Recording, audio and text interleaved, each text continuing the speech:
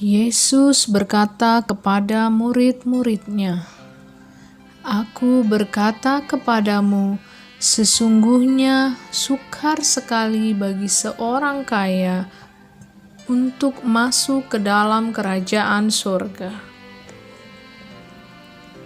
Sekali lagi aku berkata kepadamu, lebih mudah seekor unta masuk melalui lubang jarum daripada seorang kaya masuk ke dalam kerajaan Allah."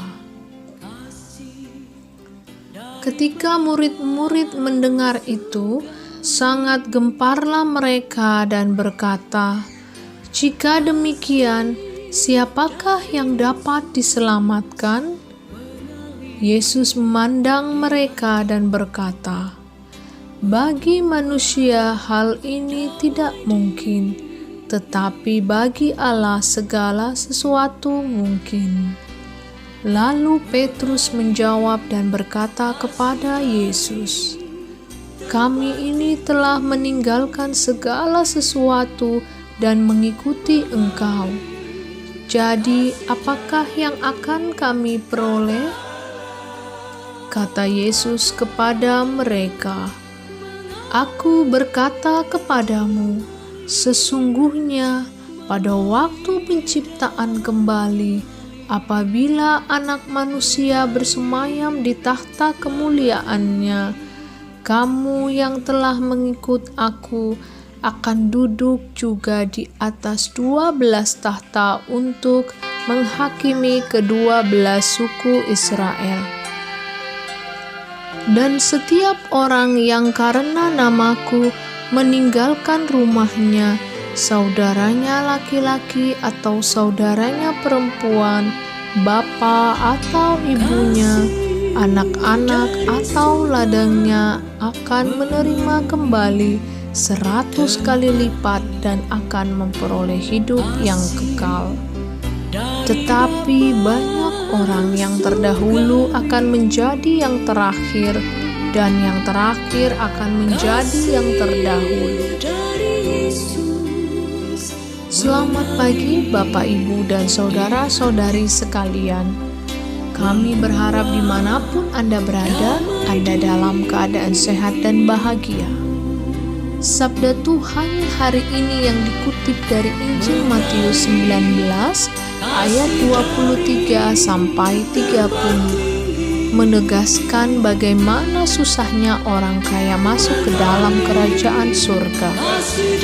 Yesus berkata kepada murid-muridnya, "Aku berkata kepadamu, sesungguhnya sukar sekali bagi seorang kaya untuk masuk ke dalam kerajaan surga."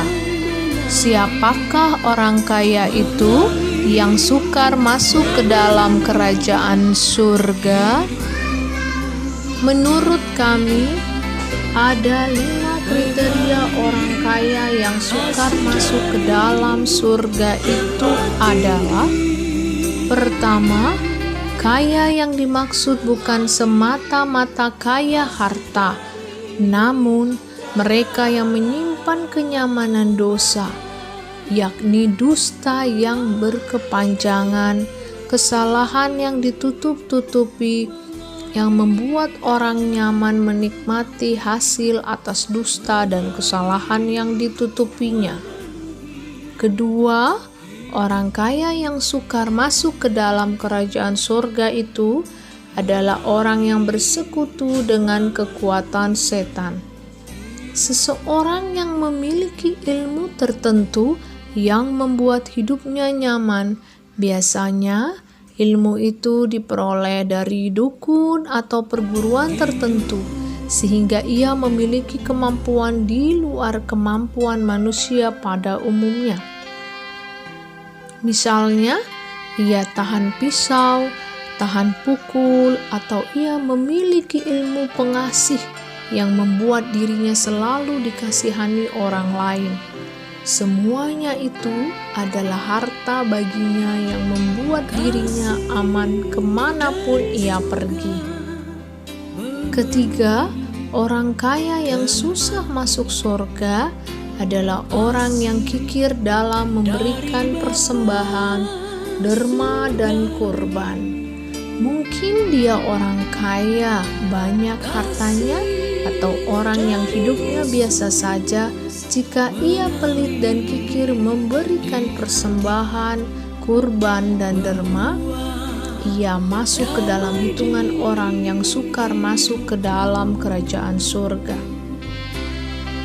Keempat, orang kaya yang sukar masuk ke dalam kerajaan surga adalah mereka yang selalu memberikan kritikan kepada sesamanya, tetapi ia sama sekali tidak pernah memeriksa dirinya.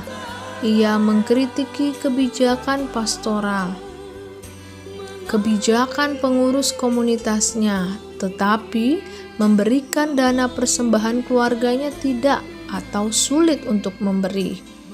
Kehendaknya dan pendapatnya selalu harus didengar dan dipertimbangkan, tetapi tidak pernah atau kurang mendengar pendapat sesamanya.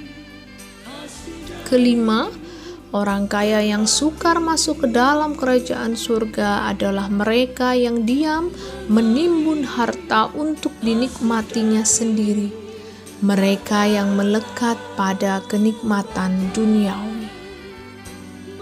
Di manakah aku? Apakah aku bagian dari orang kaya yang sukar masuk surga?